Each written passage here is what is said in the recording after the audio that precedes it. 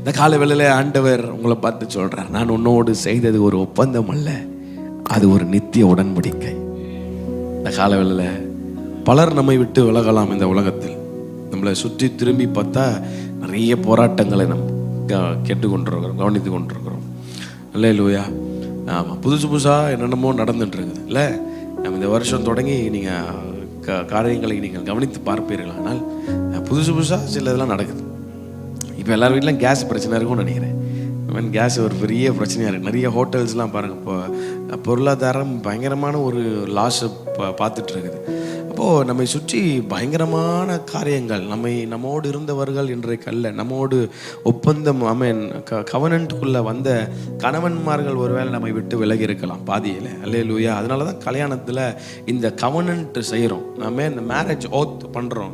நீங்கள் அதை சொல்லியிருப்பீங்க கல்யாணத்தில், உயர்விலும் தாழ்விலும். அல்லேலூயா. ஞாபகம் இருங்க.